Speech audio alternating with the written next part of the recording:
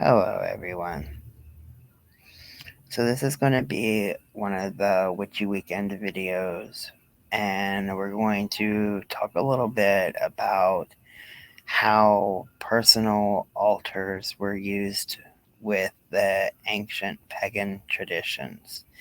Now, there's a lot of words in here that, they're going to get messed up. There's no way for me to know how to even say them. And it's even worse because I see a word in a different language and I assume that it's going to have the Spanish pronunciation to it. And so, yeah. But if you can get past that, so can I. I've also noticed that I have a lot of return viewers that is not subscribed. So if you haven't subscribed, please do so.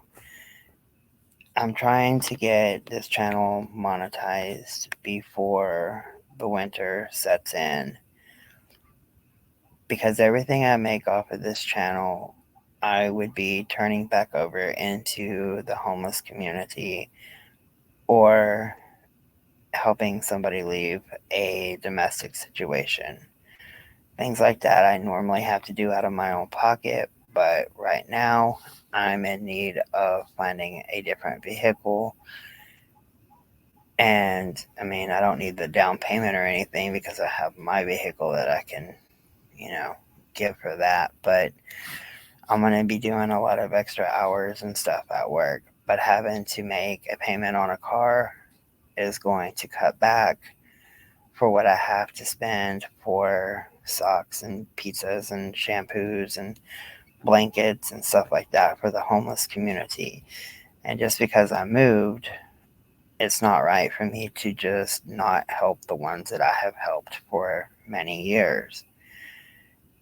So I still have that place that I got to help. Plus, being in a new town, I have seen a couple of little encampments and stuff with a few people. So there's people here that I need to help too. And I say need because it's more than just a want. I see these people struggling and I cannot just not help them in one way or another. So if I can get monetized, then that would help a lot, just from the ads and stuff like that, from the views. So please, if you have not subscribed, please do so. And if you can share me out and help me get more subscribers so that I can get monetized, it would be greatly appreciated. Now for this video. Altars serve as one of the focal points of private devotion among pagans in the modern day, and many spaces dedicated to discussion of contemporary paganism by pagans. It does not take long for people to start talking about and sometimes even sharing images of their altars, most often their personal working altars. But with how varied and inconsistent the roles and uses of altars can be, one has to wonder whether this common practice was really part of the religious of antiquity or whether personal altars are an invention of modern day. So, to begin with, a small definition of what an altar is and the kind of altar being reviewed must be offered. For the purpose, an altar is a table or platform that serves as a space for holding offerings, sacrifices, or services for any other religious function. A personal altar is most commonly found in the home and is utilized by an individual for the private religious practices and devotion. With that, we'll get into some of the historical altars. To start with something familiar, Roman pagans utilized what is known as a lararium. These served as altars to worship and give offerings to the Lairs, who are the deities of the home. It may have also been utilized to worship the gods of the family and for the ancestors. The lararium was made near the hearth and could be found in the form of a cabinet, shelf, or a structure further made into the wall. It was at times decorated with mural art showing the lairs and other spiritual elements. The most famous lararium would be the Lararium of Pompeii, where the two lairs were accompanied by a serpent. An interesting thing to note is that the tools of the lararium, which could include salt containers, incense burners, a sacred lamp, and a place to hold libations and to burn incense. In ancient Egypt, since the New Kingdom period, most homes held a personal altar. The space was maintained by women. They held statues of their personal deity of the family and home, the image of their ancestors, and a long list of amulets that could include everything from Isis to Osiris to Bastet, and the list just continuously goes on. On these altars, libations, flowers, and food offerings were given by the family to the deities, much in the same manner that other more public paganism practices would.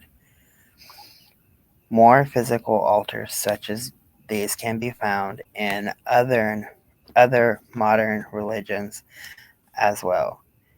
In both Chinese folk religion and Shinto, personal altars can be found, used according to their own customs and rules.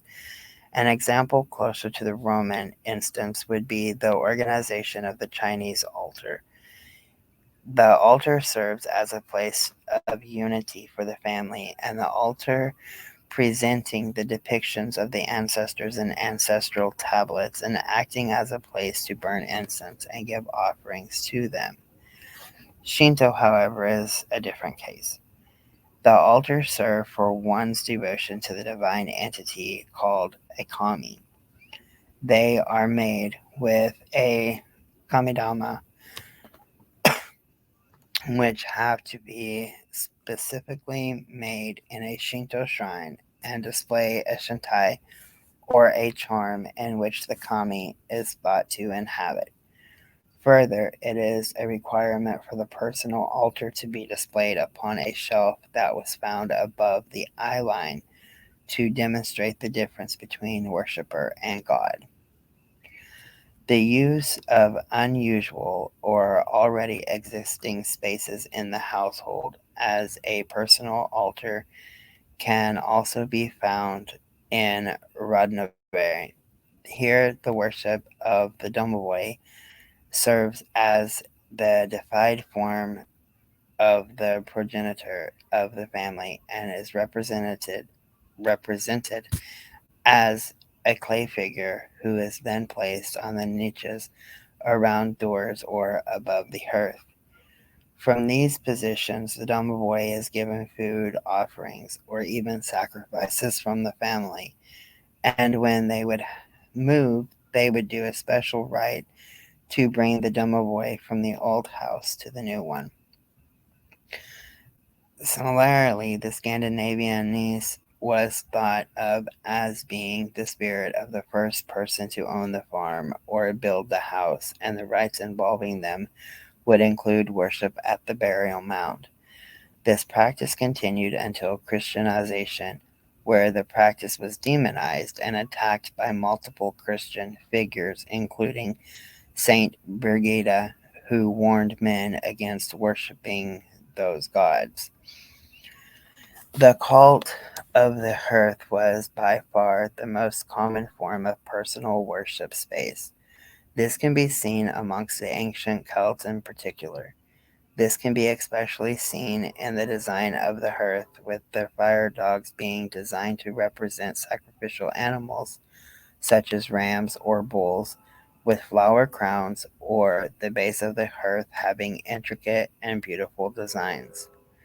This can also be found in modern Celtic culture from Scotland and Ireland. In folk belief, it is held to be important to keep the hearth lit all year round until Beltane, where they are allowed to go out and then lit again with the fires of usage. Additionally, the house gods of the Celts, the brownies, are especially honored with offerings of milk and food left on the altar, and the fairies were thought of as sitting by the hearth during the night. This cult of the hearth can be seen in other ancient cultures as well. Among the Greeks and the Romans, it is common to worship the goddess in the form of the hearth fire and considered the element sacred, as can be seen with this quote. Vesta is the same as the earth. Both have the perennial fire. The earth and the sacred fire are both symbolic to home. That was in the Ovid Fasti 6, 269 and 70. This is true for a score of other traditions, such as Gavicha, who persists in Baltic and Slavic traditions. In much the same way as the Gaelic households do, the fire would be smored over every night and given offerings of bread, salt, and water by the household. This practice can also be found in the modern religion of Zoroastrianism. Here, the fire of the household was known as Atash Daga, found either in the hearth or in a special cup like container, and kept lit by the household as an unconcentrated fire.